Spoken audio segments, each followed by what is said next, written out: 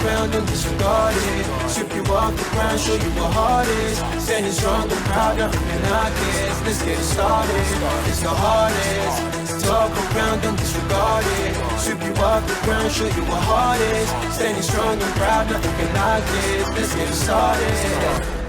Yeah, get your boots ready. We're about to go on a trip where we wrestle, nobody settling or calling it quits. You're here for the grit, betcha this stuff is amazing. You're stumbling? Welcome to the bump in the apron. Step into it, the hardest part of the ring. Here to bring fun, yeah, in this art he is king. It's the best thing, making sure you don't tap out. Don't go soft with the hardest podcast out. And it's not just another one, it's clear. Off the rest, in this content, none contest. Take the nonsense off the steps. You know it's nothing but pure gems when it's coming off the chest. Get it? Now it's time to sit and relax. Get your mind blown away, ain't no skipping this track. Have you paying more attention, no listening gap. Get everything I ever wanted, no giving it back. What's up, everybody? Welcome to the Apron Bump. My name's the hardest part of the ring, Kojima. Bro, I am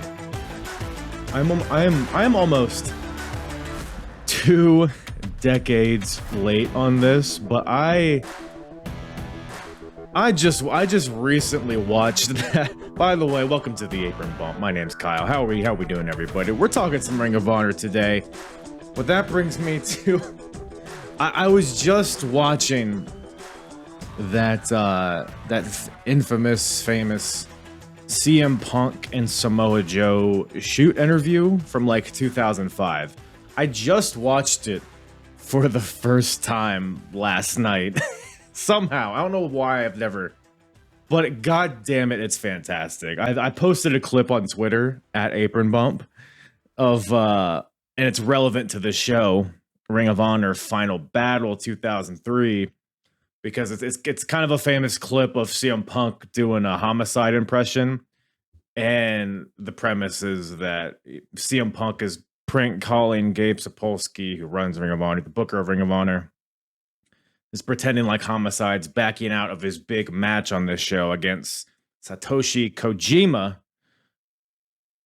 But it's Punk, and it's a whole thing. It's a gag. Go check out the clip I tweeted or I X'd on whatever the fuck we're calling that now. Kojima, Larry. I've just been walking around my house, just ambient, just like be walking to the fridge to grab a Greek yogurt and just, oh, this yogurt is so delicious. All the protein, lariat. I'm probably the only one that thinks that's funny, but or maybe other people did in 2005. I'm just behind the 8 ball there. But we do got Kojima versus Homicide on this show. We got a lot of All Japan on this show from 2003. It's pretty much branded a Ring of Honor versus All Japan Pro Wrestling show. Half the show is just Ring of Honor. The second half is Ring of Honor versus All Japan. So we get to see guys like Kojima. We get to see some young dragons. We get to see the great Muta. There's a guy that wrestled sumo in the 70s. There's a guy who has it's a cast of characters, let me tell you. But as far as the usual cast of characters with Ring of Honor in 2003, it's actually a pretty big show. We got some blow-offs here. We got the blow-off, the finals of the Field of Honor tournament. We got Matt Striker taking on BJ Whitmer.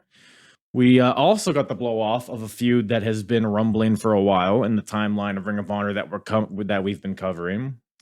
John Walters versus Xavier in a fight without honor match. Show it's a street fight, but by golly, that blew my tits away. That was fantastic stuff. There's a lot of good stuff on this show. We got the Briscoes.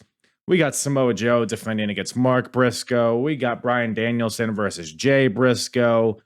CM Punk's here. Colt Cabana, The Prophecy. A new faction has unfolded on this show. A very legendary fact. Probably one of the biggest factions in Ring of Honor history begins on this show. So there's a lot of good stuff happening. amongst the other nonsense here. But lots to get into, lots of tomfoolery, and I am not alone on this one. Brought in my resident All Japan expert, at least among my friends, Joseph Montecillo, returning to the show. It's been a while since I had him on, but I had a great time with him covering TNA in 2005. Brought him back on to cover some Ring of Honor. He's very knowledgeable about All Japan, at least more so than I am. So it was good to have him kind of provide some context to not only the All Japan elements, but a lot of the Ring of Honor elements. And we just have a silly fun time, which is what it's all about. So go check out Joseph. Give him a follow on X. Find him on YouTube. Give him a subscribe ski on the old YouTubes. Everything that you need from Joey Boy. Check out at josephmontecillo.com. I'll put all this information in the description below. Does a lot of really great YouTube content. Like, sets himself apart, in my opinion, from what everybody else is doing. There's a lot of like retrospective stuff, lots of stuff. Like I said, Japan, but all over the world. He covers wrestling all over the world, current day and old school. So he's a really good follow on YouTube, on X, on whatever the hell. So go do that. And hey, while you're at it, why don't you give me a follow as well at Apron Bump all across the board? X, Instagram, TikTok, YouTube. Subscribe to the channel if you're not already. Leave a comment. Give me a like. Give me a tickle on the nipple. Do all those things. Hey, if you're coming into this cold, Ring of Honor 2003, it's a very interesting timeline up until now. I've covered every show from the very first show all the way through 2002. And now all the way through 2003, approaching the year of 2004, which from what I've heard is action-packed. So if you want to, get on the train, get all the context of all the characters and all the storylines and all the hoo-ha and whatnot that we're talking about here, you can listen to the entire timeline if you go to apronbump.com and go to the episodes tab, and you could select Ring of Honor. And that'll bring you to all of the Ring of Honor shows that I've covered in chronological order. I'll put a link in the description as well. Check it out. It's always a fun time. Early to mid 2000s indie wrestling is a trip, man. I'll be honest, 2002 was rough. 2003 was less rough, but still a lot of roughness. But it's always fun talking about. It's always fascinating seeing a lot of these guys. I mean, look, I'm recording this just a few days after CM Punk returned to WWE at Survivor Series. And so it's fun to kind of see his early stages here where he's feuding with the Prophecy. He's aligned with Colt Cabana, which is weird in hindsight. He's on commentary on this show. We got a lot of stuff to talk about in terms of that. But it's always a fun time. So go check out the timeline and all my other timelines that I covered. Please do that. I think I've rambled enough. Let's get to the show, shall we? Ring of Honor Final Battle 2003 with myself and Joseph Montecillo. Okay, yeah. What was that show? It was TNA something, right? Good old TNA 2005. I think it was, I don't know. They're all the same. Who cares? I'm sure there was some Billy Gunn in there. Maybe there was Billy Gunn, yes. Yeah, Jeff Jarrett was there, I'm sure. Guitars, ref Bree-woo. bumps, Yeah, of course. I mean, all the goodness that you love from wrestling, right? I read your Gargano Ciampa review earlier today. So you really love that match, is what you're saying. Yeah, it's the best match I've ever seen, frankly. And I don't know how people live their lives without seeing such artistic beauty. Right. That's like the match you show people who aren't wrestling fans to convert them. 100%. Right? This is wrestling. If they don't get it, then they'll never get it after that. It's just a lost cause at that point. So absolutely. Wasted time, wasted energy. Everyone should go read that review, by the way. I definitely recommend it. What's the link if you have it offhand? It's just on my site. It's josephmontecillo.com. And then there's a search bar. Just put in Gargano Ciampa. You'll find it. Hell yeah. All your stuff's great, man. But sorry there's no drone shots in the show that we're going to be talking about today. We'll have to, we'll have to compromise with the rinky-dink production of 2000s ROH. Ooh-wee. So I believe at one point you said you were pretty familiar with like 2004 Ring of Honor, but 2000. I mean, this is the end of 2003. So Absolutely, we're yeah. pretty much there. But are you familiar with like I guess this specific era and time in Ring of Honor at all? 2003 sort of escapes me. Those first 2 years are like a big blind spot. It's Yeah. really around 2004 where my knowledge picks up. So a lot of this I have like a vague idea about, but I don't really know firsthand or in depth. Don't bother going back and watching it. It's not worth it. That's a big part of why I don't know. There's a Honestly. few matches here and there that I'd recommend to you, but I mean, there's not like, I mean, the Punk Raven stuff, like some of that's course. good.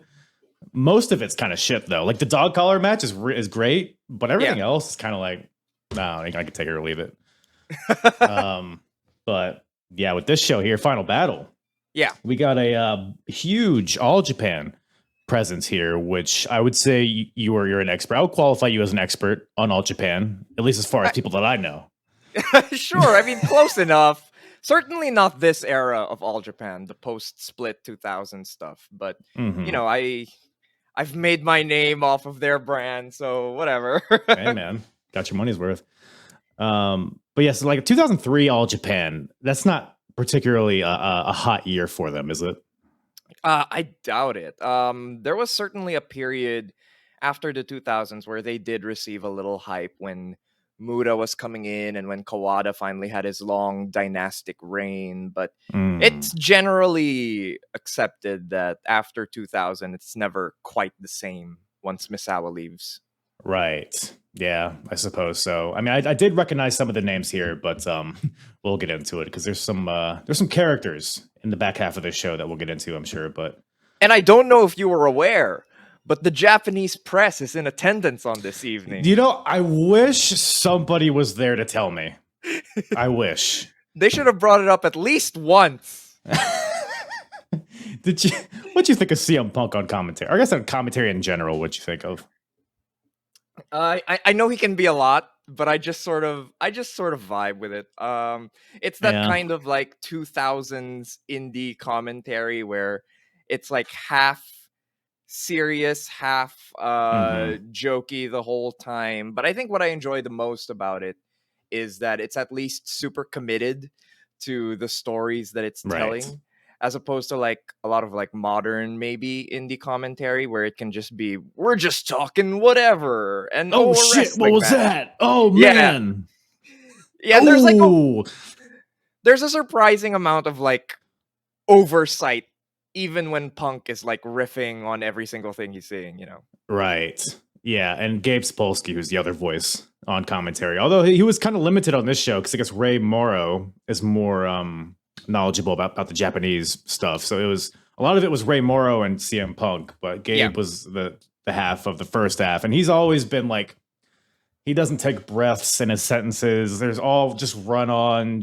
Like he's very informative to your point, which is like good, but it's like maybe take it down a notch. And he's over the like 2002 was awful. It was almost like it almost ruined the show, like just the commentary. But he's dialed it back slowly a little bit, but or maybe I've just gotten used to it, unfortunately. But It's probably you getting used to it. I don't think it's like Yeah. awful by the time we reach 2004, but you can tell that he's very obviously the booker hitting us over the head with the specific points he wants us to see. So, you know. Mhm. I mean, I forget a lot. A lot of the stuff blends together in this era of Ring of Honor. So honestly, it's good that he beats us over the head with it. Because I mean, it's a one show a month ish. They're getting to the point now where it's like 2 a month, but there's a lot of time in between shows. So I can't blame him too much for that. But I don't know. But overall, though, we'll dive into the individual matches and stuff, of course. But overall, what'd you make of this show? I thought it was pretty decent. You know, it's not gonna top any best ROH shows ever lists or whatever. Yeah. I thought the ROH only half was definitely stronger than the ROH versus All Japan half. Yeah. And you know, that's just obvious. You know, they're telling their own stories instead of like showcasing stars from a different company. But you know, it's fine. This certainly isn't like bottom of the barrel ROH or anything. You know, it's Yeah. perfectly watchable show. Yeah, I thought it was a pretty easy watch. And yeah, I would agree. Like the second half, because the first half is all Ring of Honor, the second half is Ring of Honor versus All Japan. The second half definitely, it felt like a greatest hits type of thing to Definitely, me. yeah. Like, yeah, it's kind of like a showcase. No, we have the story heavy stuff in the first half, and the back half is just, let's bring in All Japan, which I'm sure for Ring of Honor, I mean, they're less than 2 years in, so a huge deal to have this kind of presence. I mean, with the Japanese media there, of course. So that's apparently Were a they big there? deal. I think the Japanese media was actually there. I So, I wasn't sure. yeah. But I know Great Muta was there, and to be fair to them, Muta 2 years in is pretty cool for a small East Coast indie. Yeah. I mean, the next best thing they've had by this point is Abdullah the Butcher, which okay. So settle the score right now. Who's better, Abdullah the Butcher or Great Muta? Oh man, I know you think I might be doing a bit, but that's actually a thinker. No, because it's like, You know what what? tastes better, onions or chocolate? Frankly, there are Abdullah the Butcher matches that I like way, way more than my favorite Great Muta matches. You know? Okay. That's Like reasonable, yeah. the best Abdullah and the Sheik versus the Funks matches from the 70s are like blow away great in a way that I don't love any Muta matches. So I'm actually gonna take Abby here. That's fair. I mean, that's a question nobody's probably had to ponder before. So I mean, I can respect that. There almost certainly is some message board nerd who's done a 10,000 word piece about Abdullah versus the Great Muta. If you search for it, it will be there. And if there isn't, I'll be the first. Was it you, Joseph? Was it you? It may have been me. I can neither confirm nor deny. Got to go to the website to find out, brother. But yeah, man, this show opens up. Well, it opens up with Gary Michael Capetta plugging his book. I guess he has a book, Body Slams. You ever read Body Slams? I can't say I have. Nobody has. But he's here. He's the general manager or whatever the hell they're calling him. The Carnage Crew's here. They're pissed. They want to fight Special K. Which, are you familiar with Special K at all? I've heard of them. Like they're pretty omnipresent for a lot of the early 2000s ROH stuff. Yes. They jump off things, man. 2002, 2003 is riddled with these kids. Baggy shorts, bandanas, bocce moonsaults. That is their shtick, and they will drive it home. I think this might be the first show where they have not had a match, which is surprising. Have they done the thing where Loki murders one of them yet? Or is that yet to happen? That was probably 3 months before this. Yeah. They are hilarious to watch get beat up. I'll give them that. Yeah. There is utility in people who just rock at completely eating shit. Yes. Oh, they've won me over too. Like I started out hating these guys, like, oh, why are these guys here again? But that they're just like a bunch of jackals. They're just shitty. They're shitheads. What they're trying to be portrayed as, and they for sure gave us Jay Lethal too, who was a part of them. Which I don't know if you were aware of that, but there you go. I do. He's what's it? Hydra, one of the things. Hydro, right? yes, yeah, of course. Yeah. That's actually one of the things you have to look forward to is Jay Lethal proving himself as more than an empty-headed druggie. Right. Yeah, he has a couple matches with Joe, right? At some point. For sure. Looking forward to that. But before that, we got a little match here. Jay Briscoe versus Bryan Danielson kicking off the show here. So I don't know if you looked at the card beforehand or not, but I mean, if you would have seen Bryan Danielson on the card 2003, you might be thinking bald head, you might be thinking maroon tights, you might be thinking Final Countdown, but that is not what we got here. It's the same guy, but we're still in the was it the Offspring that sings this theme right song? Yeah. This what do you think of this iteration? I guess the iteration of both Bryan Danielson and Jay Briscoe here. Bryan is on the cusp of becoming like truly next level great. Like he's not quite there yet. There's a few more threads he has to put together. I think in the year after this, he's gonna do an extended tour of the British camp circuit. Mhm. And he credits a lot of that to how he figured out like crowd work and getting people emotionally invested in matches. And we're seeing the start of that. Like I'm sure you've already covered main event spectacles. He had that thing where he Yeah. completely roasted a dude in the crowd. Uh, Yes. so we're about to get more of that as we get into 2004. But for now, he's still Mhm. like super just mechanically crisp Right. and just absurdly technically proficient for someone this early in his career. And it's about to take the next step. For sure. Yeah. Like you said, I mean, the nuts and bolts are there. You could tell that it's a beautiful piece of clay just waiting to be molded. And yeah, I know he at this point he just got back from Europe. I don't know if he goes back again. Maybe he does. Mm. He also I think it's a tour of Japan as well. He in Ring of Honor, he hasn't been in a lot of Ring of Honor shows in '03. But he's putting together his tool set, I guess, and it all pays off for sure in '04. But and Jay Briscoe here, he's one half of the tag champs, of course, with his brother. They so the thing here, so Jim Cornette, of course, because when you think of Ring of Honor, you think of Jim Cornette. He's here managing the Briscoe. He's not here, but you know, he's in previous shows, he's aligned himself with the Briscoes, and the Briscoes have kind of adopted this more heel, just kind of brawler style. And Jay here in this match and Mark later, it's kind of a similar deal here. Is they're underdogs, but they're kind of scrappy. Jay, I feel like he kind of feels outclassed here technically by Bryan Danielson, but he comes back with the chops and the strikes and the kicks and all that stuff. I thought this was a pretty solid match. Nothing to really, write home about per se, but I thought it had good energy to it, and it was a fun way to start the show. What do you think about it? Yeah, I thought it was very good. One of the things I really like about this particular era of the indies is it always surprises me how like organically the matches tend to develop. Mhm. Even if they don't become like great, they unfold in really natural and like easy to watch ways. So like here where Dragon's trying to control the arm, but Jay tries to slow him down with the headlock, and it just steadily builds. I thought it was a really good opener. Um, Probably not the best that we could have had from these two. Like if at some other point they would have had a singles match or something. Mhm. But yeah, very good match. It's a great way to open the show, and Chris Lovey's basically telling us this is what we can expect from that soon to come pure division uh, Ooh. that everyone will unanimously love.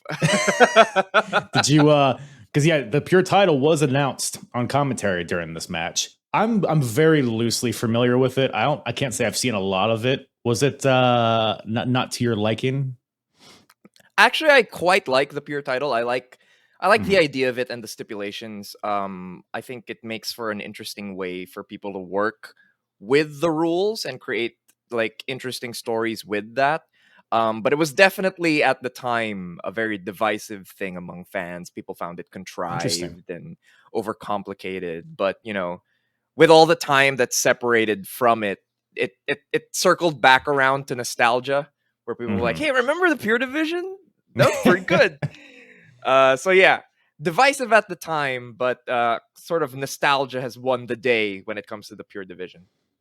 Yeah, no, I totally get that because like when pro wrestling becomes too sports centric, it can kind of go against what pro wrestling is supposed to be as the storytelling and the larger than life characters. When you put the rules and the points or whatever the hell, I can definitely see it being contrived. But I think it's got a good little wrinkle. It's something that makes Ring of Honor. It gives them a little differentiation among all the other indies and other companies in general. And they've been building like a pure division, which is like your Matt Strikers, your BJ Whitmers, like those undercard guys that are really good technically, but maybe haven't developed much of a character. So this division, I guess, is in theory, it makes sense giving these guys something to fight for. And Ring of Honor could use a secondary title at this point. So Well, don't tell Joe that. fuck this. I don't need it. Got to carry he, it baggage all the time. he gets so mad about every other belt. It's so funny. It's such a great story. He's like, what do you mean you need another belt? I'm right here. Right. It's so good. But more on Joe later. But before that, weirdly in the number 2 position on this card, we got a fight without honor match. Super weird, right? You're right. It's super weird to have it here. Right, because like, I mean, you know, the guys that play John Walters and Xavier, like if it was a normal match, you're like, yeah, all right, I get it. But this is a match that they've been building for months. And what would unfold in this match? I mean, this could have easily been the main event if they wanted it to be. I thought this match was awesome. What do you think about it? I do like the crazier spots. They do some ridiculous things to each other. That sunset flip power bomb off the ladder. Dude, I was like, when they were setting that up, I was like, Yeah. they're not gonna. No, they're not gonna do because they set up this mangled ladder in the corner, Mhm. laying across the ropes, and then there's a huge ladder set up in the middle, and they're both climbing to the top. It's like, is he gonna superplex him onto that? And there's always gonna power bomb, but it was still felt kind of. It ended up looking kind of wonky, but it looked brutal, which is pretty much the story of this match. So I guess they accomplished what they set out to. Yeah, I like the wonkiness actually because it made it look grosser. Yeah. Yeah, and I think I didn't quite love this match because I didn't. It felt like it had like an identity crisis, almost a little Mm. tonal issues. Like they were still trying to do a lot of like wrestling spots towards the start, before they like let go of that and just go full crazy. Mhm. But yeah, otherwise, there's some really good stuff in here, man. Like when Xavier does the double leap springboard Dude, Arabian moonsault, he's a crazy. madman. Yeah, it's nuts. Like if you're just trying to have a good time and watch dudes do like ridiculous things to each other, it's a good time. Like I can't knock it too Yeah. much. Oh yeah, this is just dumb fun for sure. You're not getting your your. I mean, it's a story that's been told in the sense that, you know, over the past few months, because John Walters is like the purest of pure, just technical wrestler. Let's just get in there, shake hands, and headlock each other. And then Xavier's the kind of, for lack of a better term, like a WWE-esque type of guys with the prophecy, who they're all about, you know, interference and low blows and ref bumps, which is what Ring of Honor is trying not to be. So it's a clash of styles in that sense. But ultimately, they're two good technical wrestlers. So to me, I was fine with the technical wrestling in the beginning, because that's what John Walters thrives in. But ultimately, they just hate each other so much. John Walters has been losing to Xavier pretty much every match they've had.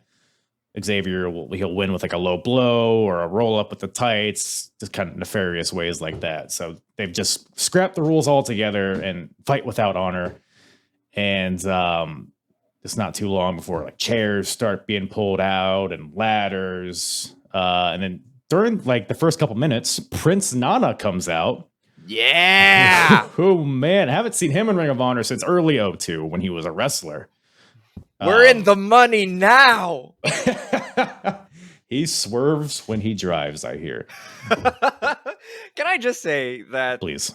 with all my issues of AEW now and just through their company run, it has been so worth it to see Prince Nana become like a fixture on American mainstream wrestling TV. I'm so happy for that guy. And it was a trip going back to see him now, like at the genesis of the embassy, and to think that that's a thing that has a legacy on TV now is insane. It really is. I mean, Nana, first of all, looks the same today. Maybe it's just the low res of this Sure event, does. but pretty much looks the same, has that same charisma that we all know and love. And I agree. Seeing him on the mainstream stage finally is great to see. But we see here, like you said, the genesis of him as a manager, the embassy, which, you know, is kind of aftermath here, but it's kind of embedded within the match too, because he comes out and he hasn't been involved with either of these guys at all before this show. So he's kind of a mystery on the outside until I think it's when he like pulls out a ladder and slides it to Xavier. So we're like, oh, okay, I guess he's with Xavier now. Kind of an anticlimactic way to let the crowd know that, but it's whatever. But the scrappiness to this match, I mean, like Walters hits Xavier with an Alabama slam onto the ladder that's like set up on the corner. Yeah. Through the ladder. This isn't a WWE. It's held together by bubblegum ladder. This is a ladder they probably just pulled from the hardware store next door. 100%. This just cut in half ladder that's hanging on by a thread. Walters, he just tosses it over the top rope at Xavier. So there's like just the in-between stuff I really liked. It made it feel a little rough around the edges.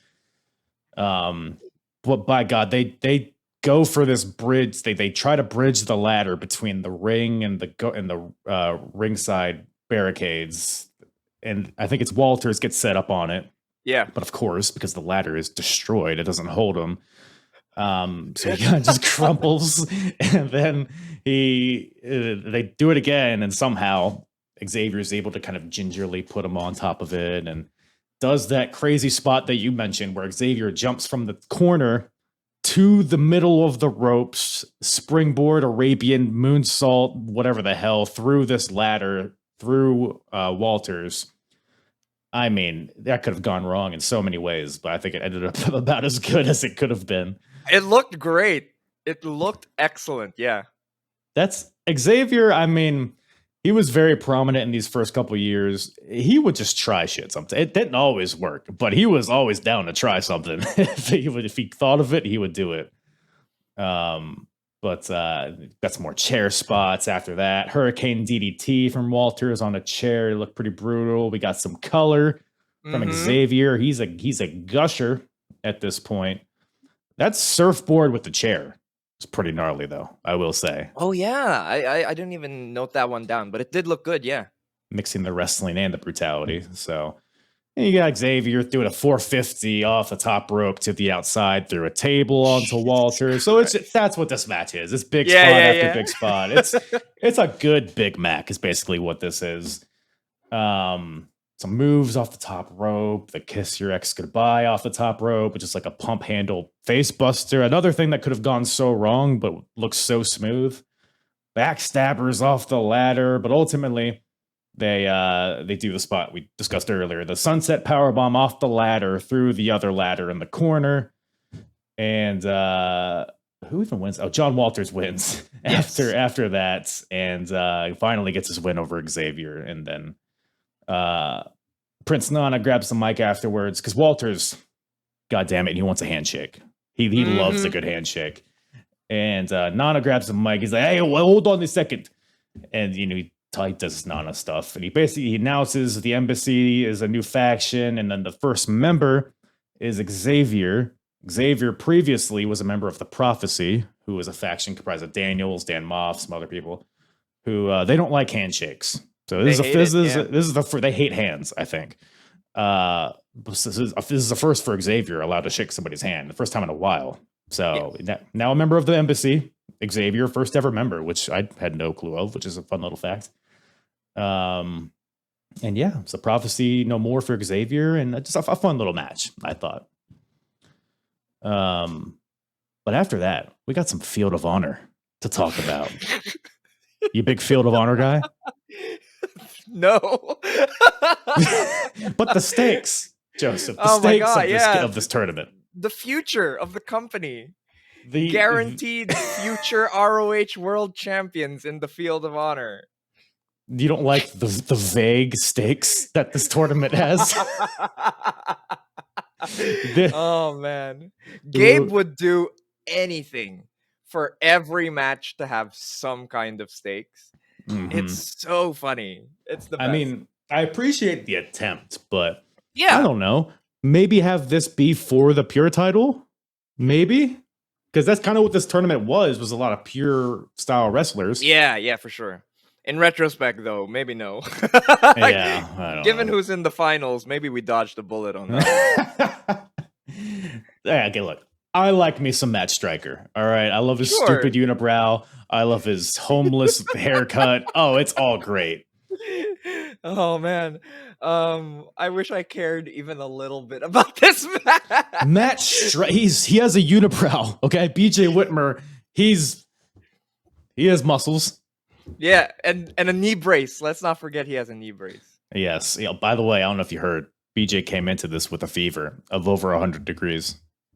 Oh, did you get that tip from the Japanese media? Yeah.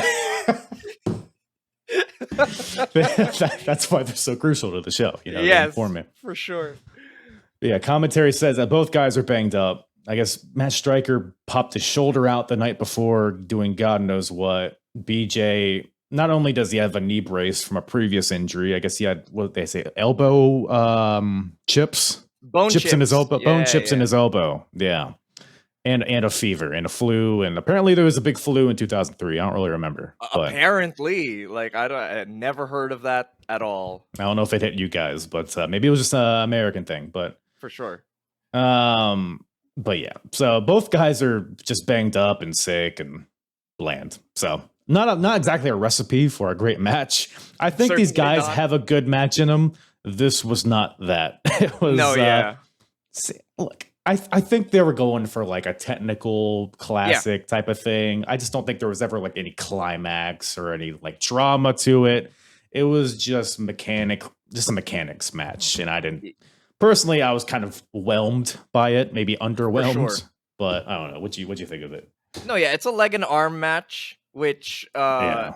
in the hands and legs of others I would love a lot. But nah, this is just it just sort of happens. It just all is. Yeah. But yeah, they did try. There's clearly an attempt to make it sort of distinct from what else is on the show. It just didn't particularly leave an impression on me. Yeah, Matt Stryker, and I've said this before, it's like Matt Stryker's trying to be what Bryan Danielson just organically is, I think. And he's just a less flashy version, not flashy, but just a less compelling version of Bryan Danielson. For sure. Like even before Bryan really puts together all the character stuff, there's like an innate spark there that you just can tell. You just can tell. Like there are levels to this, and it becomes extremely clear when you're watching a card that has both Bryan Danielson and Matt Stryker. Yeah, I mean, yeah, there is a such thing as in ring charisma. Like people, charisma. People think charisma is just, let me get on the mic and hit you with some riddles. No, Bryan Danielson, even if he's not talking, he'll just the way he looks into the crowd and just soaks everything. Even at this point, he's super good at it. 100%. Yeah. And then BJ has muscles, so he is horse-like, I am told. See, CM Punk. I guess we'll touch on this more a little bit later, but CM Punk does not like BJ Whitmer. I don't know if you got that through the commentary. I don't know. I'm not sure, honestly. But yeah, CM Punk, for just to mention it as well, CM Punk is all over the commentary of the first half of the show and the second half, and he's basically threatening the whole time that he's gonna ruin the show. He's gonna ruin the show unless he finds out who took Lucy out, and that's sort of his character motivation throughout Final Battle 03. Were you on the edge of your seat waiting to see who attacked Lucy in Dayton? Oh, it's the big mystery, man. This is the season finale for ROH 2003. Who shot Lucy? So, I'm watching all these shows. I can't tell if it's a gag or if they're being sincere with it, because it was like a few months ago. Yeah, because Lucy got attacked. She was on camera, right? She was in a group. She was a member of the Second City Saints with Punk and Cold and Ace Steel and all that. She was on camera. They were cutting a promo and they walked off. And then somebody attacked her from behind. The camera falls down. And then I don't know if they killed her or if she's in a coma. But apparently it's very serious. And Punk will not rest until he finds out who did this dastardly deed to Lucy. And it was, I can't remember, I don't think it was the month before this, but it was maybe 2 or 3 months before this.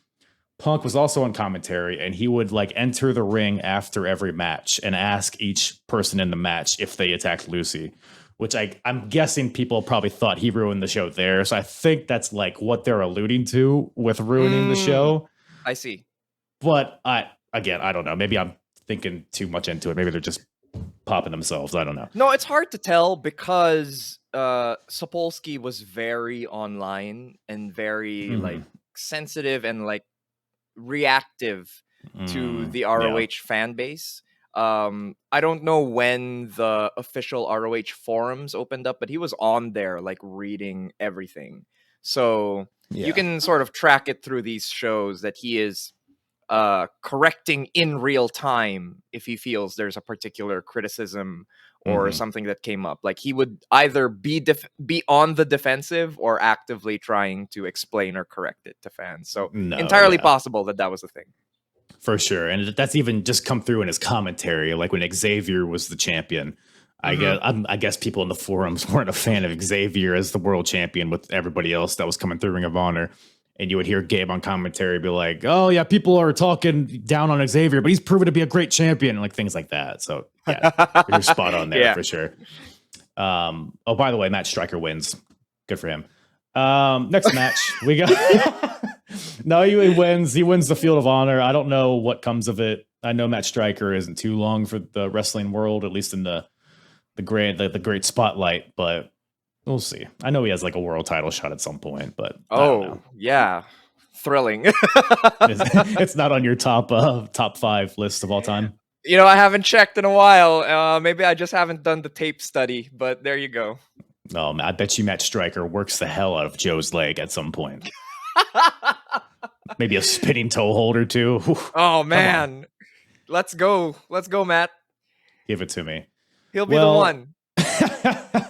Speaking of Joey Samoa, he's here next in the first half main event, I guess you could call it. Samoa Joe defending his Ring of Honor World Championship against Mark Briscoe. So the Joe and the Briscoes have been feuding for a little bit. Jim Cornette came in initially. He was kind of looking for his next big prospect, and initially it was Samoa Joe. So Joe and Cornette were aligned for a second, which is just funny to say. That is super weird to think about. I didn't even know that was an angle. It was barely. It wasn't very present, but it was like a 1 show, maybe 2 show thing. Sure. But he eventually turns on Joe, hits him with the racket. And the Briscoes attack. They all attack him like a bunch of dogs. And Joe ended up defending his title against Jay a few months ago, and actually a really good match. I forget which event exactly, but that was a great match between those two. And then there was a tag team title match. The Briscoes took on Joe and AJ Styles, where Mark Briscoe actually pinned Samoa Joe, surprisingly, which is why we are here with Mark Briscoe getting a title shot. I mean, my main takeaway here is Samoa Joe just has this final boss energy that is so rare, and it's just so fun to watch. No, yeah, it's a beautiful thing. At the start of the DVD, there's actually I think he says it's the first, I'm not sure. It's the first Samoa Joe's ring where Joe will just take some jobber in the locker room and fucking beat him up for 5 minutes before the show starts.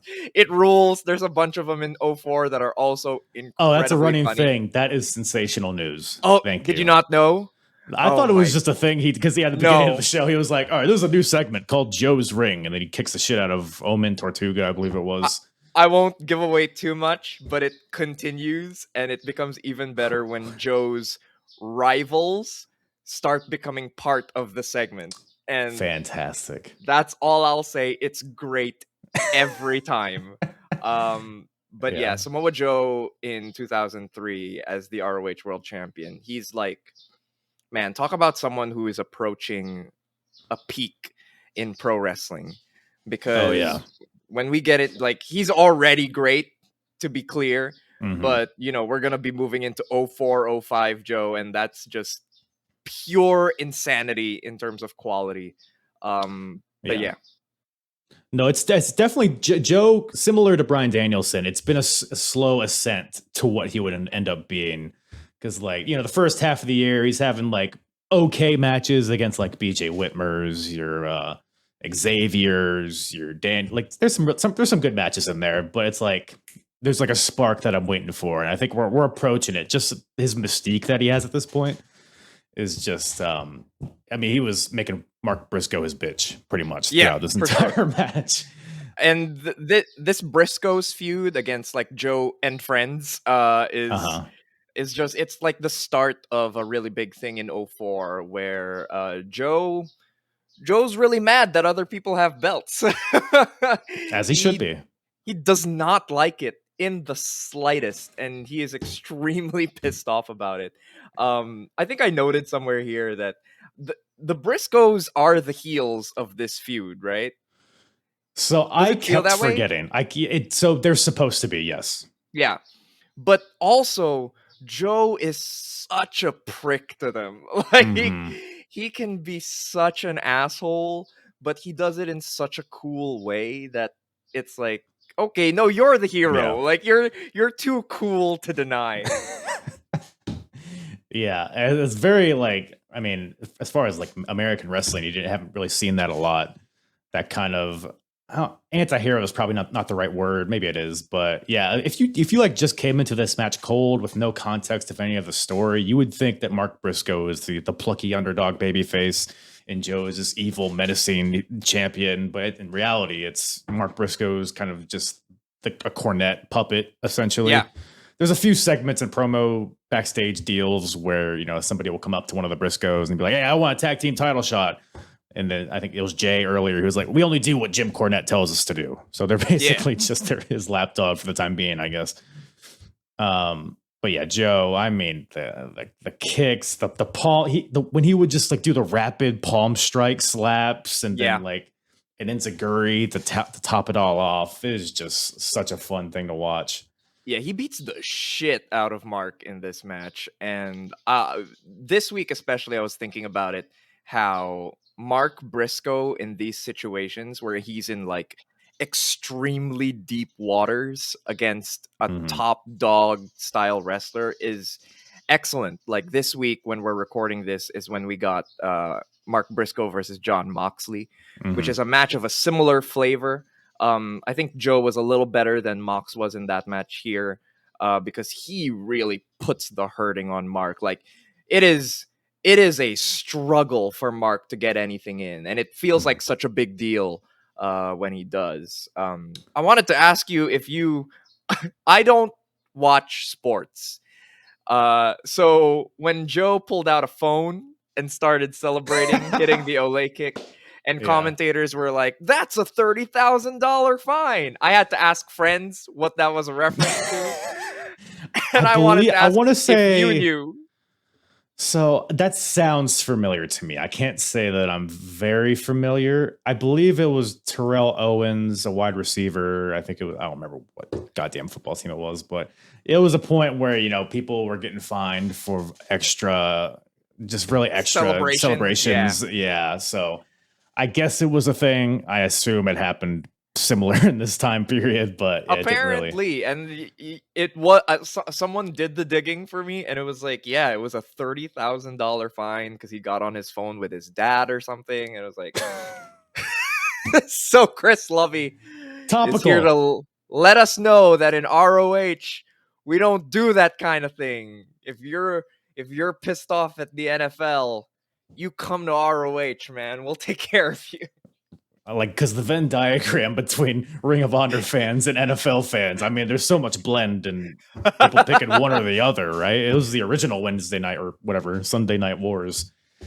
But yeah, so that was a thing. The Olay kicks and because Mark Briscoe spends a lot of this match like almost trying to avoid Joe because it starts off really quick. Joe just like right out the gates. Tries to do his Olay kick, which is, on the outside. He runs across the ring and kicks him into the barricade, which makes a hilarious loud sound. I don't know what these barricades are made of. But Mark avoids it once. The second time, I think Jay pulls him out of the way, but Joe's able to, at some point, hits a suicide dive onto Jay, takes him out, finally hits the Olay on Mark Briscoe. And then from there, it's kind of just the march to the end of this match. Mark tries to, exchange strikes, but Joe just comes with those, like, I don't even know which. It's like a big bear coming at him. Yeah. You see the sweat fly when Joe's hitting a dude. Yeah, it's Potato City, some may say. But Mark throwing out some good suplexes, some German suplexes, a back suplex, which is kind of, I don't know, because I watched this match, like, not too far before I watched the Moxley Mark Briscoe match, and Do you think Mark Briscoe's style today has changed a lot from what he is here? I think so, actually. Like, if I was watching, because I was like mentally comparing the Mox match and this one, Yeah. and I feel like Mark's gotten even better at Oh yeah. selling and drawing the crowd in. Like, that's a skill that he really fine-tuned with time. That's just like veteran experience. That's the kind of thing you just learn by doing it forever and ever. But obviously here he has like the advantage of a lot of more youthful energy. He's coming at it really hard. The pace is with him, but if he had that same sense of timing now, that sort of like really emotionally expressive aspect to him, which is not to say that he didn't have it then, but it's just really aged so beautifully. Yeah, I mean, he's 18 here, by the way. Crazy. Yeah. Like, he was like, wasn't he wrestling under like masks other places? Yes. Because legally he could not wrestle. The first yet. year in Ring of Honor, he couldn't wrestle in Pennsylvania, but when they went to Boston, he could wrestle, which is like it was his first Ring of Honor match. He was 17 facing his brother, who was 18, which is insane. Just this era of indie wrestlers is full of just crazy prodigies. Yeah. Who picked it up so fast and basically went on to define an entire generation of wrestling. It's insane. Yeah, I mean, tag team wrestling specifically, even, I mean, we're just at the start of what goes on to be arguably one of the best teams of all time. Yep. And define Ring of Honor for sure. But as singles, both these guys held their own on this show, and ultimately, I mean, I love the finish. Joe just like, I don't even know what you call it. He like grabbed Mark by the back of the head and just pulled him down face first, hit him with some brutal knees to the top of the head, and just gets on top of him and chokes him out. Mark passed. It just felt very savage. Yeah. This finish. And yes, Joe gets the win and continues his reign. Yes, big shock. Big shock. We're building to that eventual Matt Striker match. Yeah, Matt Striker is going to unseat Samoa Joe. I'm sorry for the spoilers to all the fans of the podcast, but it's going to be Matt Striker, and happen. You need to look out for it. You mean the 2003 Field of Honor champion, Matt Striker? That's the setup, man. Why else would you do Field of Honor? Exactly. I mean, I hear when you win the Field of Honor, you go on to big things and stuff. This is the G1 of the indies, man. Oh, I see. I was unfamiliar. Okay. This was probably my match of the night. I don't know which one you preferred, or if you want to talk about it at the end of the show. But this was definitely mine. Just the guy that just likes car crashes in me loved the Walters Xavier match, but sure. I really did enjoy this world title match for sure. I really liked a match we'll talk about a little bit later with a guy by a phenomenal gentleman, maybe. Hanma. Oh yeah. Of course, the phenomenal one, Hanma. Or what was the guy, Arashi? We're just teasing for the future. But in this main event, maybe what's even more significant is what happens in the aftermath. A little man, I don't know if you've heard of him. Phil Brooks comes out, Mr. CM Punk. Who's this? Just like I don't know. I've never heard of him. He has long blonde hair, his shorts. Looks like a bum. But CM Punk, who was on commentary, comes out, decides now is his opportunity to ruin the show and the climax of the world title match. He got to go out there. Well, it's after the match. He eventually comes out. And they had a little face-to-face. So now Punk and Joe have had a match before this. It was a non-title match, but it wasn't, near the level of the trilogy, right? It was 3 matches they would end up having. Well, I guess 4 now, right? Or how many matches in AEW did they have? 2, they had 2 more in AEW, yeah. But Punk comes out, and Joe's like, the hell are you doing in my ring, buddy? I just won the world, or I defended the world title. This is my time. You don't disrespect my belt.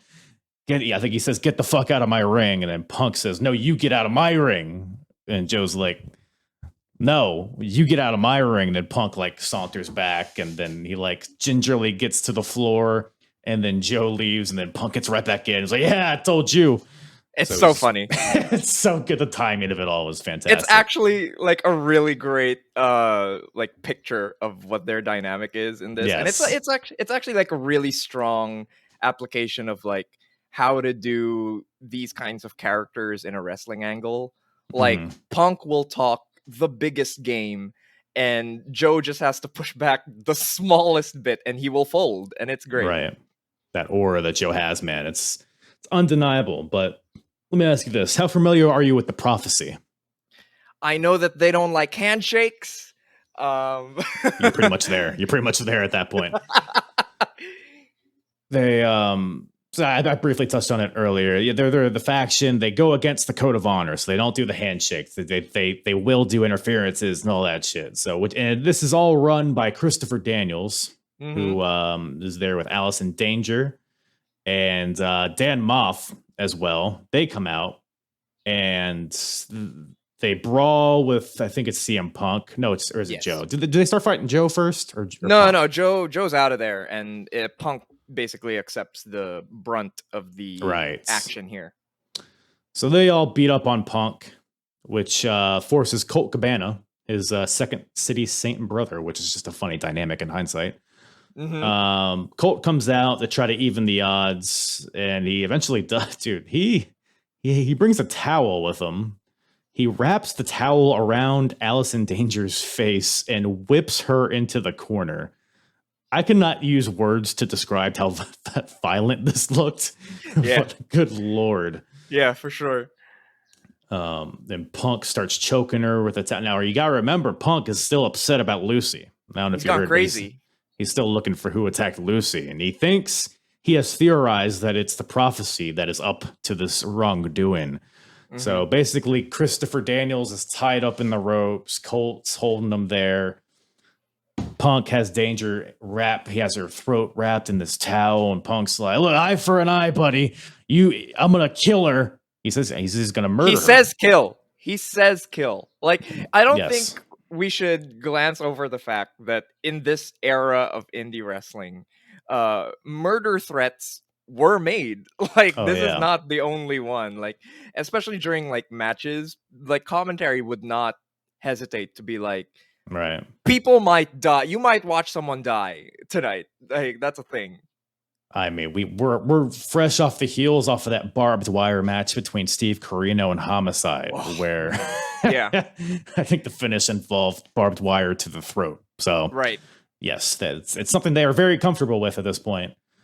So yeah, murder here. CM Punk is going to kill Allison Danger unless Christopher Daniels admits that the Prophecy attacked Lucy. And then Daniels says, "Okay, fine. It was us. It was the Prophecy." But let me tell you something.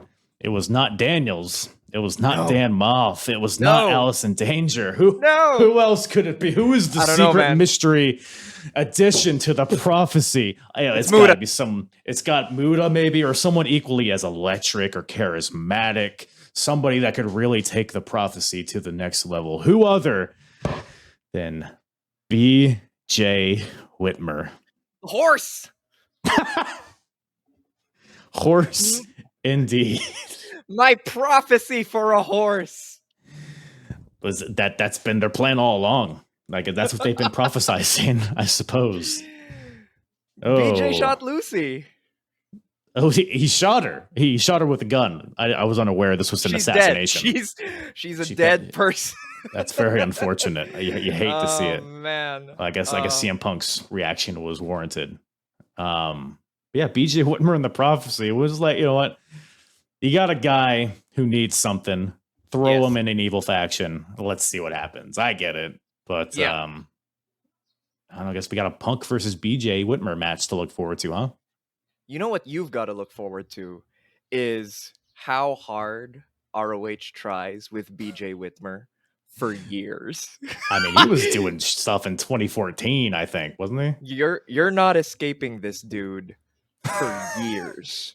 We're well into like peak era ROH, super indie, everyone's best in the world, and ROH is still working on BJ Whitmer. And I just want to lay that path out for you here that this is what you have to look forward to, is years and years of trying and trying with BJ Whitmer.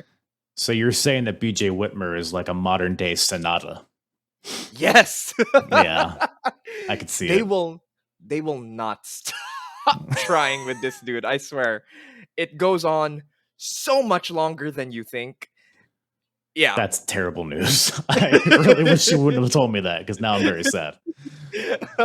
But a particular wrinkle of the story here that needs to be mentioned is Please. that Dan Moff has been very insistent that the prophecy was not involved in the attack on Lucy. He has on multiple occasions sworn on his father's grave to Punk's face that this is not the case, and he seems as surprised as anybody that BJ Whitmer is at the root of the problem and that it was under prophecy orders. I don't know why Daniels didn't clue Moff in. You know, I mean, I think Moff might have a bone to pick here, but Oh, well.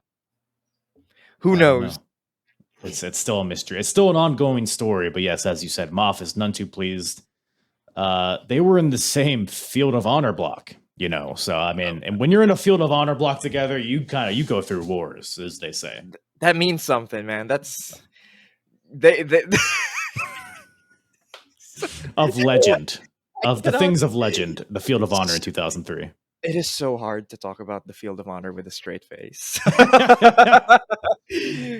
They were trying, I guess, but yeah, BJ's in the prophecy, and that's a thing that happened. So, which brings us to intermission. We got old Gary Micah Capetta backstage with the Briscoes. So we're building to, I guess, the next show. It's going to be the Briscoes defending against Joe and a partner of his choosing, which I think that at some point they mentioned. It's Bryan Danielson, which makes sense considering it was Jay versus Bryan in the beginning. So that's a thing. Carnage Crew, they're here. They're still looking for Special K. Apparently, Tony DeVito says that Special K got to his family. Yeah, family's involved now. Which... I guess we could just mention it now. At the end of the show, I guess his daughter, who's like, 14, I was like half paying attention. Did one of the Special K guys like get to her and bring her out to a party? Yeah, they took her to a rave and got her like super high. On X. Yeah. He slipped her some X and she came home looking like hell. All while he has like a blue band-aid on his forehead. Like, what are we doing here? The 2000s were a weird time, man. It was something. People like to talk about ROH, the era of honor, technical wrestling, pure wrestling. And no, man, sometimes Special K slipped someone some X, and that was the story. I mean, we've seen Low Key take he fake taked X during a match with Special K. I never knew that. No, he puts it in his mouth, or he like pretends to put it in his mouth, and then he like starts like, oh, and then like the lights start flickering. The lights start flickering, and then he like unveils that he never took it. He like throws it on the mat and just kills them all like by himself. So I've never seen that. Oh my god! I'll try to reference you a clip or at least the show that it was on, because it is. Yeah. The era of honor begins. Always ready. Or whatever Loki sounds like. That's so good. Oh man. It's not. It's actually very bad. No, 2002 Ring of Honor. They were to say they were working the kinks out would be generous. So finding their voice, as some might say. Yeah. Some may say. Well, don't worry, because we got Tamaki Hanma and Kazushi Miyamoto. I hope you just always think of that whenever you see Hanma's name. It's just stupid. Yeah, it's them versus the Second City Saints in the first of 4 ROH versus All Japan matches. Yep. It's the Second City Saints taking on Turmeric Storm, which isn't that a spice? Turmeric is a spice, yes. So they're spicy. They are spicy boys. Is Curryman involved in this faction? I wouldn't be shocked. I don't think he's on this show, but maybe he's pulling the strings from somewhere in Japan. Hopefully that's something we get in the future, because it just seems like a match made in heaven to me. But yeah, so Colt, first of all, the dynamic between Punk and Colt is just, especially in hindsight. Yeah, Punk comes out, he has the AFI, has the X, he has the hoodie, he's looking down all ominously, and then Her name was Lola. She was Punk trying to look hard with Copacabana playing in the He background is looked the best. so upset. It's the best. And it's so funny too because as Copacabana is playing, Punk is still doing his version of the entrance. Yeah, he's throwing up the X, looking at the crowd. Just I perfect. guess what else is he gonna do? He's not gonna start dancing. But Yeah, yeah, no. it's the struggle, the internal struggle within CM Phil is just fantastic to this day. Excellent. But before the match, they just do this random cut to Great Muta in the backstage area where he Spears off the Ring Crew Express. I don't know. There was an intermission. You could have done it at the intermission. I don't know what this is about. it's like, we know Muta, we got the DVD, like we saw him on the back of the thing. We know he's here. You've mentioned it a bunch of times. The Japanese press has informed us. They're here. They're in attendance. I don't know. But That does Ray bring up an interesting point, though. Where it's sort of, I'm so fascinated by this era of ROH and how hard they try to maintain the kayfabe that this is like an extremely professional production. Does that make Right. sense? Where they're like, there's an office, there's a process to get things booked. We're Mhm. throwing to the back. Like all the commentary was like recorded in post. And Oh, yeah. they're just like, oh no, we're in our booth, we're in the arena, we're physically there. And now we're gonna they're so dedicated to the idea that we're not watching an edited product. Like this is us watching a live broadcast, basically. And I thought that was like a fascinating thing that they never really did let go of. They always did stick to that principle of, no, this is the show, you're watching the show. So you're telling me Gabe Sapolsky didn't leave commentary to go sit in the crowd and absorb this match? I mean, I hate to be the one to tell you that wrestling is fake. Did I say Siri? What the hell did I say? I don't know. But Bitch, yeah, listening to me. Yeah, I guess not. You really burst my bubble there. Santa Claus. I'm sorry isn't to real, say. I guess. I was looking for him in the darkly lit crowd area, and I couldn't find him. But here in the armory. Well, this is a match. So Ray Moore on commentary mentions, maybe you can tell me if this is true or not, that Hanma was the first guy to ever use a light tube in a match. You know, this is the first I've heard of it, but I actually would not be shocked. Hanma was like a part of that burgeoning deathmatch scene in Japan in the 90s, so entirely possible I could buy it. Sure. Yeah, I mean, I bought it. I mean, that seems like a weird thing to make up. So Yeah. who knows? And Kazushi Miyamoto, who I'm not very familiar with, but I gave him a quick wiki search, and I scrolled down to his MMA record, which is the most pitiful record I've ever seen in my life. So he's 0-1. Oh my God. His one loss was an 8-second knockout. So he quickly figured out that maybe scripted combat is more for him. Well, here we go. We have a match featuring two people who famously failed at MMA. We'll have some failed at sumo later, but we're not at Arashi yet, everybody. Yeah, I know everybody that's the main tuning event. in. Yeah, okay. This was fine. Yeah, it was whatever. It was fine. It was again, it's like a showcase. It's not we're not trying too hard. We're I don't know, because again, I'm not super familiar with All Japan.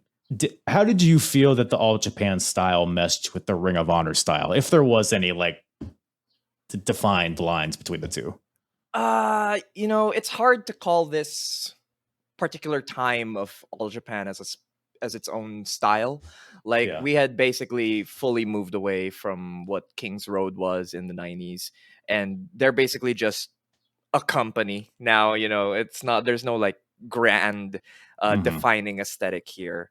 They kept mentioning like if those if those Japanese guys came here looking for a vacation, they're not in for no vacation. And you're watching the matches, and it's like, I think they're there on vacation, my guys. I don't think they're giving the National Armory in Philadelphia their best. No light tubes in this one, that's for sure. No. But this was fine. The Saints are basically just making the best of it. Like, they're doing a lot of character work. I loved. There's a spot that's stuck in my head where uh Hanma hits Colt in the corner or some shit, and Colt barrels forward on the cell. Someone barrels forward and knocks out the other person. I think Hanma actually barrels through Colt's legs and it drops Colt. It's just funny. Like, it's small things like that where it's like where the Saints find space to look like the buffoons for the baby faces. I always enjoy that kind of thing from tag wrestlers. Yeah, Colt Cabana, I feel like stood out to me more so than anybody else in this match because obviously he's very comedy centric. He's doing like he tries to get CM Punk to do like the worm, The wave. double L. Yeah, he just does it himself. So yeah, like there's like moments like that, but then like the back half of it, or like the back like third of this match was really hot. I thought where everybody's kind of breaks down a little bit. There's a point where everybody's like getting in the ring. I think Hanma hits a spear, and then somebody else hits a lariat, and then Punk's doing a springboard, and at some point they're all down. So yeah, some pretty good stuff towards the end of it. And the plunge looks gross. Dude, this one specifically. So yeah, CM Punk hits the Pepsi plunge onto Hanma, and I don't know if the phenomenal one, the well-known phenomenal one, Tamaki Hanma.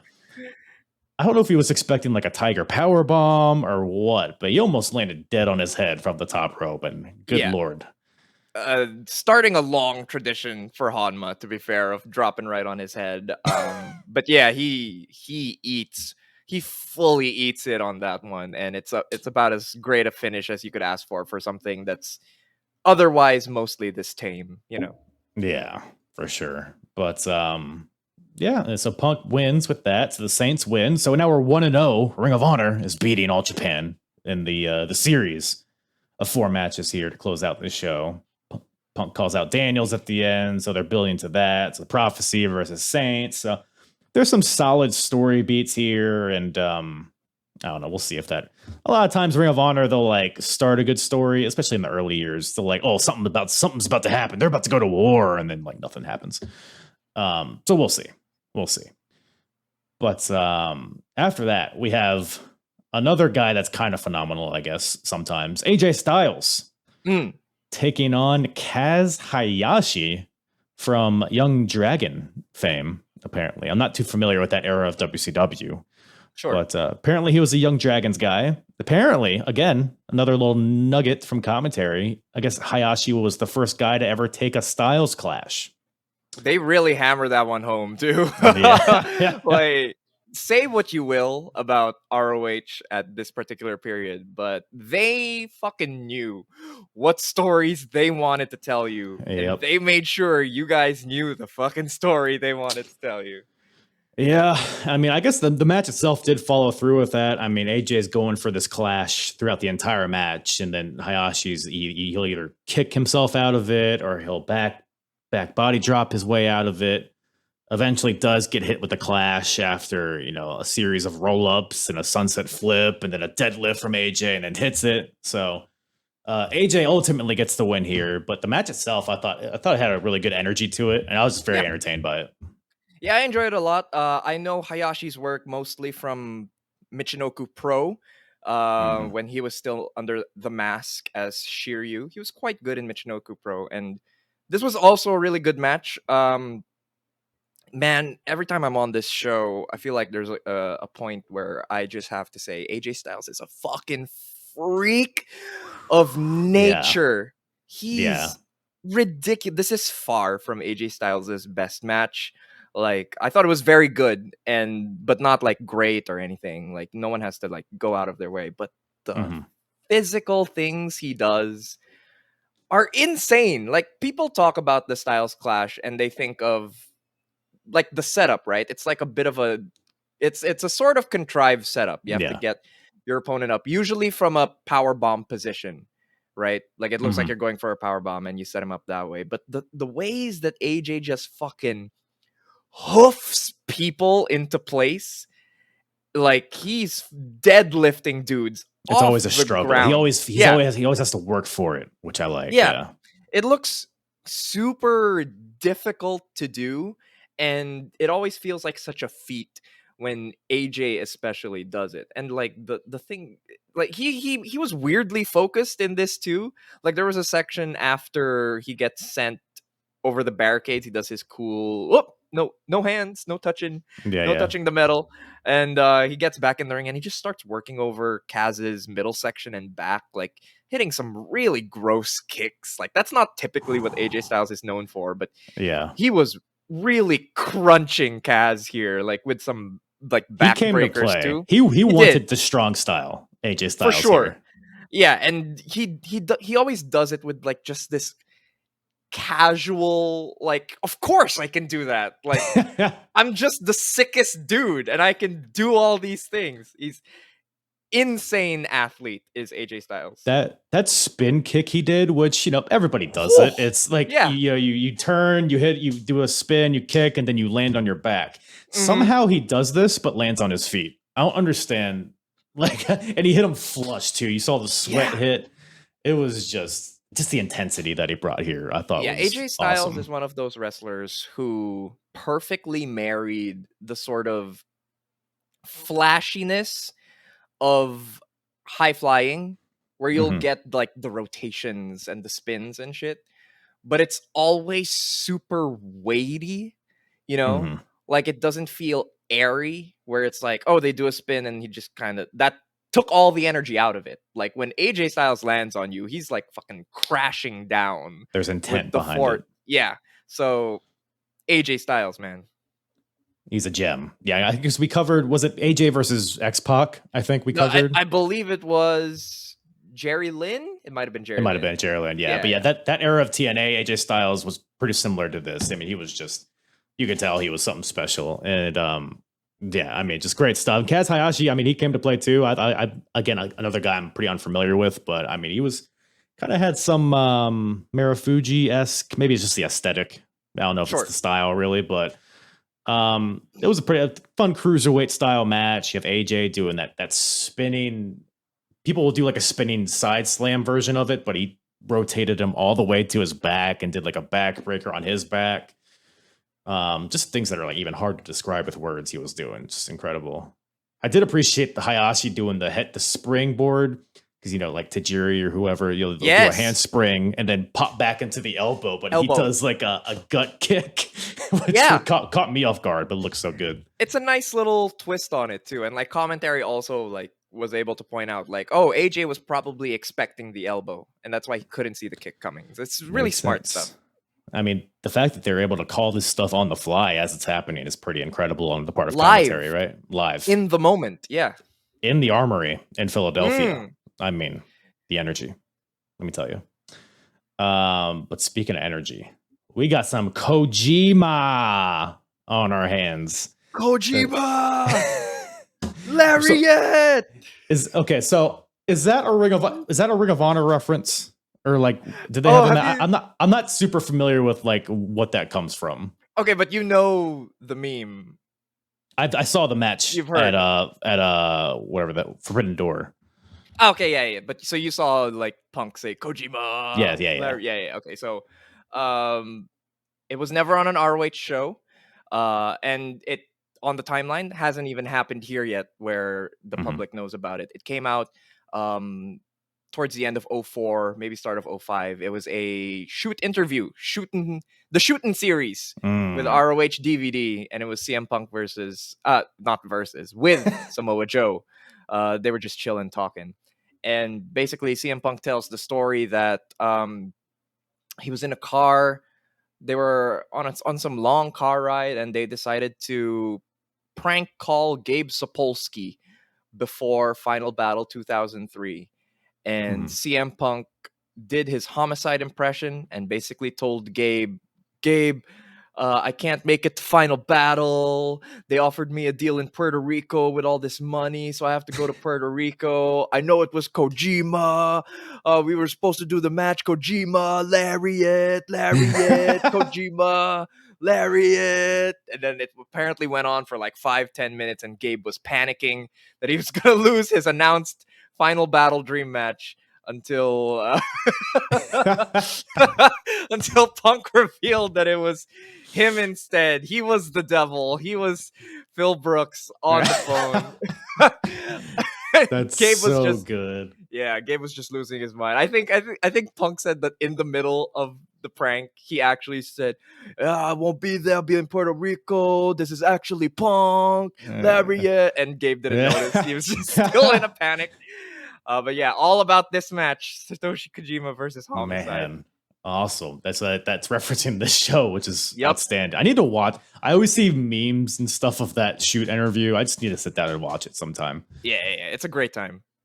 But we got Kojima taking on Homicide here, as per CM Punk and his story.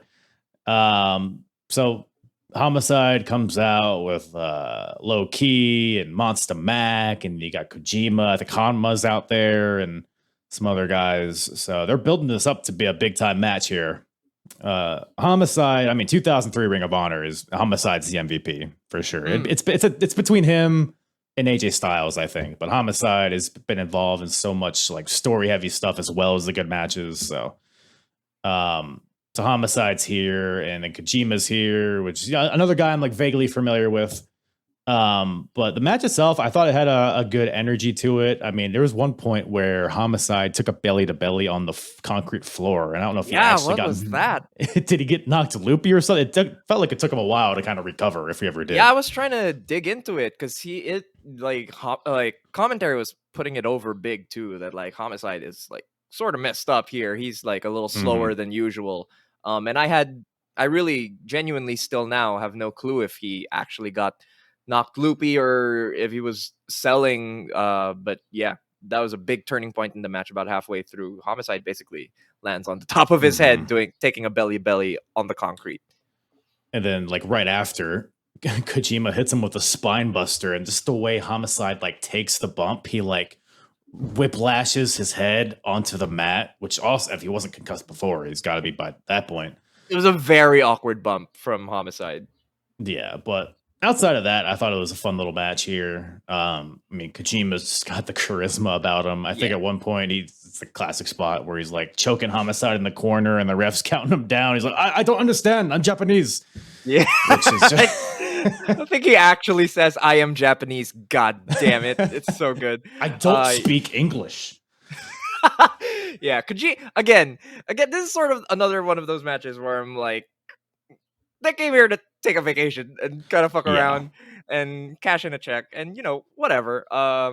Homicide still gets to hit his like absolutely beautiful tope con hilo. To this day, I don't think anyone really does it like he does. Like the speed on the spin and everything, he's crazy.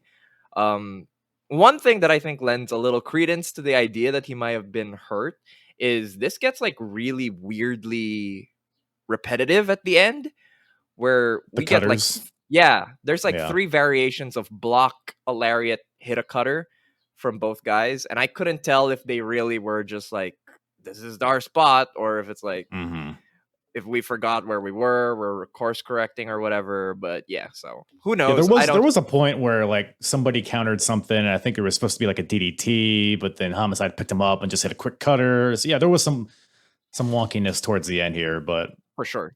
Ultimately, Kojima drops the elbow pad, hits Homicide with a lariat, hits a 2 count, hits him with another lariat, 3 count. So just a fun little brutal finish there, just hitting him really hard in the head until he doesn't get up, which is what wrestling should be, in my opinion. Yes. So, any other thoughts on that one?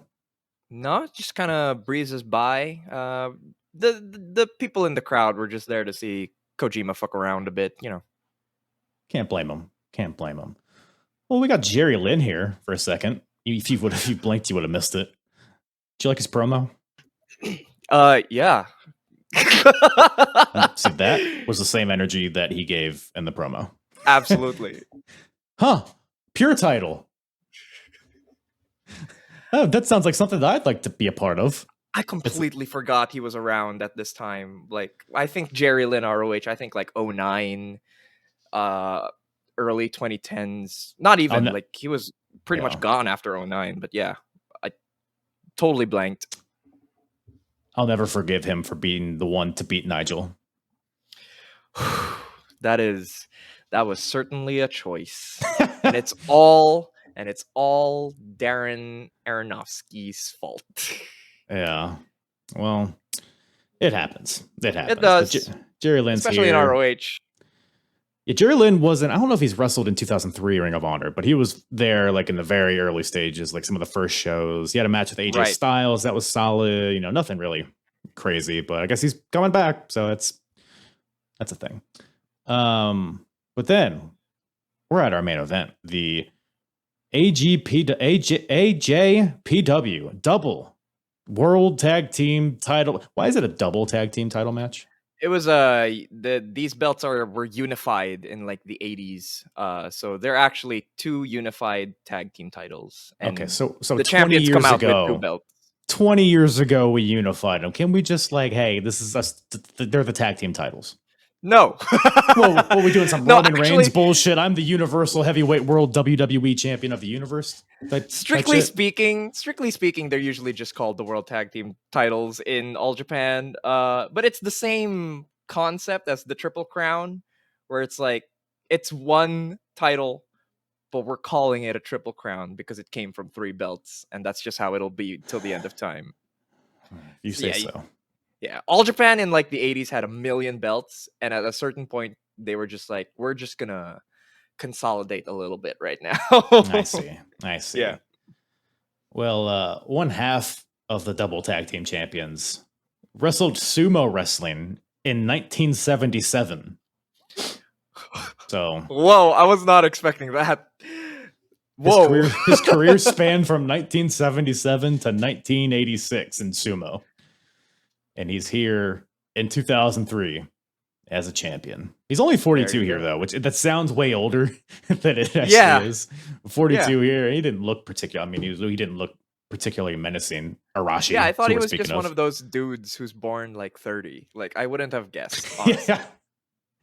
Like Arn Anderson or a bunch of other wrestlers who are just born 30. Because you always say Arn Anderson, Arashi, one and the same. Yeah, those are two wrestlers often compared to each other, much like Abdullah the Butcher and the Great Muta. For solving all the great mysteries, all the great debates here. Glad to do it. Well, oh yeah, Great Muta is also here. That's fine. So it's Arashi and Great Muta taking on The Prophecy, represented by Christopher Daniels and Dan Moff. And again, I mean, greatest hits. You know, Muta's doing his Muta elbow. He teases the moonsault, but I don't believe he hits it unless I missed it. He does not. This fight commentary was like, "Oh, Muta's knees are just destroyed." This is 2003. That was in 03, man. He stuck to it for another 20 years. He just retired as of recording this a few months ago. I was honestly shocked. That specific line you mentioned where they're just like, yeah, it's 2003 and everyone knows the Great Muta's knees are completely destroyed. I was like, he keeps going. Because he was the main guy on Noah for a while, like recently, right? Wasn't he the world champion recently. There? Yeah. It was 2021 and he like fully beat Go Shiozaki clean as a whistle. Ooh-wee. Oh, man. Muta, man, he knows where to find his bread. He does. Maybe he got those stem cells that Rey Mysterio got and just completely fixed his knees. Maybe. Nope. I'm sure oh no, he's just dilapidated. I see. He's just going for it, man. Just aged as you would expect in 20 years. Yeah, man, okay. Still living off the goodwill of 1989. It's amazing. Those matches with Steve Austin and WCW are yeah. That's my extent of Muta, really. But yeah, it's fine. Yeah, Muta does his mist taunt, which is fun. You know, spits the green mist into the sky, and Daniels and Moff go running. But you get the Muta doing the elbow, the moonsault tees, dragon screws, attacking the leg, figure four. Arashi does some stuff. Arashi, this is one part of the match where he like goes after, I think it's Daniels. It's just so bear-like, like the way he like claws at him. It's like what Joe was doing, but less coordinated. Those are I think those are actually sumo slaps. That is what that is. Yeah. Like you'll see other foremost sumos turned wrestlers do it. You'll see if we're talking about All Japan, Akira Taue famously did those as well. I think Tenryu probably also hit it. They both also had sumo experience. Did Earthquake ever do it? Honestly, maybe he might have, and I love Earthquake. He's great, so probably. He's a man, not a shark. Who was, who was weirdly impressive in this is Dan Moff.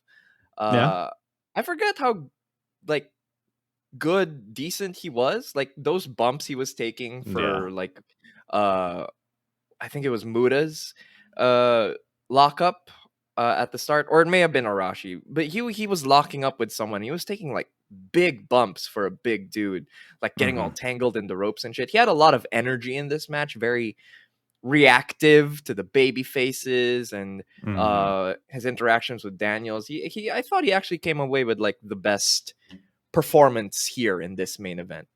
Yeah, I mean, you gotta think Dan Moff, at this point in his career, being in the ring with Great Muta, I mean, that's gotta be a treat, and he's gotta be super excited. I mean, the first Ring of Honor show ever opens up with Moff and Monster Mac, who were the Hit Squad at the time, and their whole thing was like, we're strong style, we're as strong style as it gets. So obviously, a lot of the Japan influence. I'm sure Moff is super excited. And he wanted to put on a good show for the Japanese media who are in attendance. Oh, were they there? Oh, they were there. I forgot about that. Yeah. But Moff comes with a chair because the prophecy, they'll use weapons. They'll use outside shenanigans and tomfoolery. Hits Muta in the back with a chair. Goes to hit Muta in the head with the chair, but the mist blocks it. Red mist. The red mist, eyes. Yeah.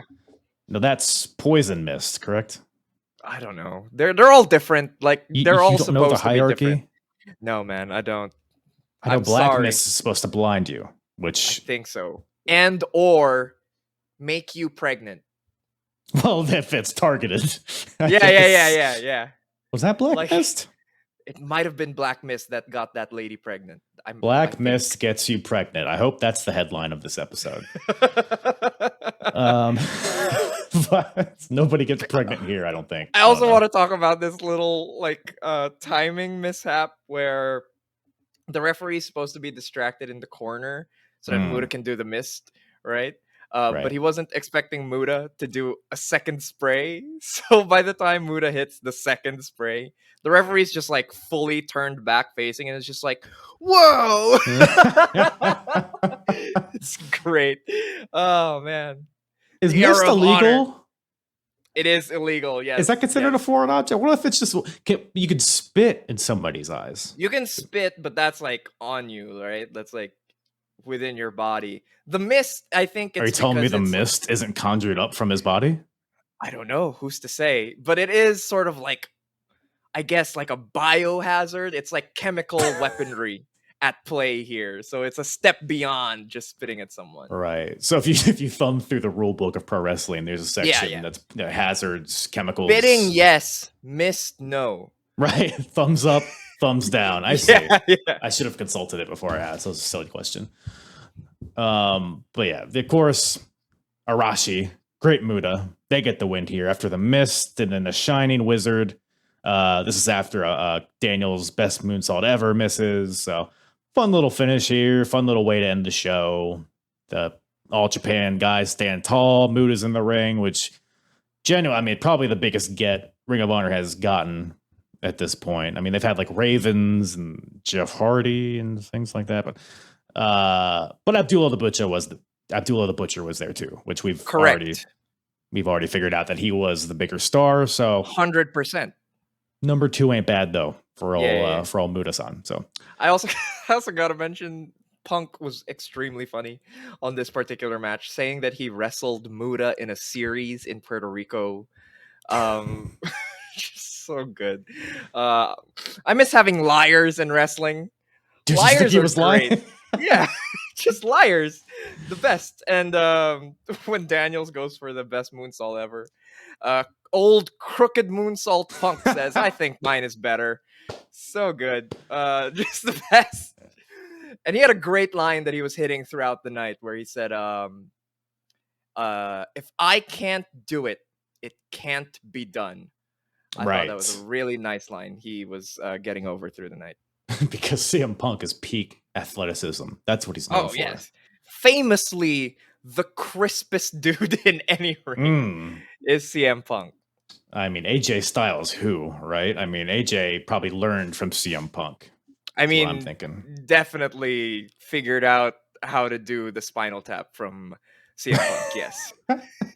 Just picturing Punk trying to do that, trying to figure out like which way to spin. He probably goes backwards. Oh, it's whatever. Yeah, no. I love Punk. I love his work so much. I'll be the first to tell anybody that he ain't no crisp mechanic. That's not what you're getting in for when you're watching a CM Punk match. Well, we are recording this the day before Survivor Series. This will come out a few days after. But I'm gonna put you on the spot. Does he come back? No. Yeah, probably not, right? There's just no way. What are you guys talking about? Well, if he does, I'm leaving this in. You're gonna look like a silly goose. That's true. I will look like the dumb one for thinking CM Punk is not showing up at Survivor. Hey, if it happens, it happens. I will be watching it. I will watch if CM Punk is there, but I don't think it's happening. Is what I'm saying. Yeah, got a lot of BJ Whitmer matches to brush up on, I'm sure. You do. You really do. Unfortunately, brush up on. I mean, they're forced down my throat, but they get close once. There's an act where he gets close, but no, they really do try. He's the epitome of, He was certainly there. Look, he's like a great athlete. Like, he has a good look to him, but he just comes out. He walks very straight, doesn't do anything. He just kind of gets in the ring and he's gonna wrestle you, kind of thing. But I think the joke was like he was just like a bad Akiyama ripoff, where he just tried to do Jun Akiyama's moves all the time. That's why he was hitting the exploders and shit. And I was like, man, that is a comparison you were doomed to fail, Mr. Whitmer. It's almost Abdullah the Butcher Muta-esque in the comparison. Oh, man. Well, that's the show, unless you have any comments on the Colt Cabana Good Times, Great Memories talk show. Man, the 2000s were weird, man. Like, the whole bit is he can't stop looking at some lady's chest. Jesus Christ. Becky Bayless. Oh man, you're lucky there was no Special K on this show, because Becky Bayless is always out there and commentaries like, "Oh, that slut Becky probably just had a bunch of sex with a bunch of guys before the match." Oh man, this was it was a time, y'all. 2003. You had to be there. And the idea that on the indies at the time, this thing with like Colt just ogling her boobs for like 3 minutes, super tame. Yeah. Far from the worst thing you will see on an indie DVD in 2003. Like, oof.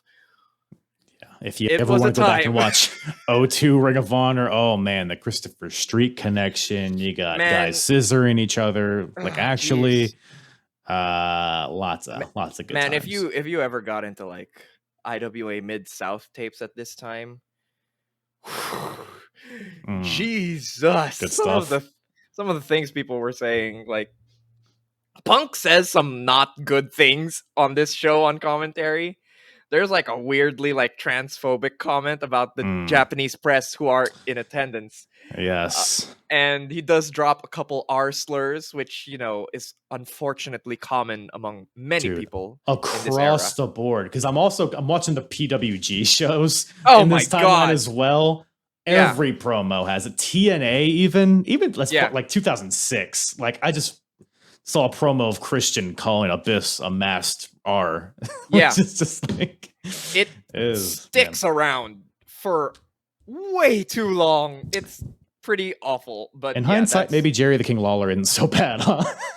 Just talking I about mean, puppies.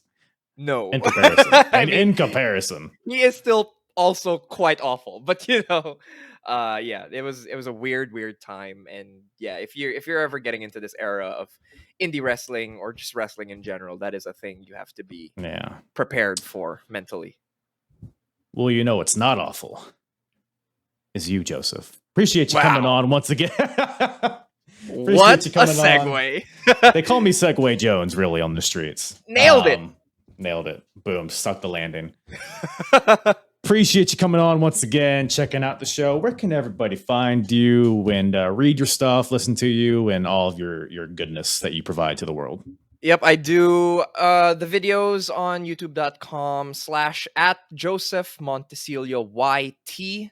I opened up a new website recently. That's josephmontecillo.com. That has all my reviews from my blog that I started in 2020, and including a lot of the back catalog that got removed from fanbyte.com. So I just basically preserved all my writing over there. And I'm posting a lot of new stuff. I've been writing a lot recently, and I think you guys might enjoy it. Right. And you do match reviews, right? I think I saw that. I'm gonna send you every Match Striker match that I can conjure up and make you review all of them. Hey, if anyone wants to make me review anything, it's $10 a pop on my Ko-fi. I'll start a GoFundMe for that. That is there you go, man. Something.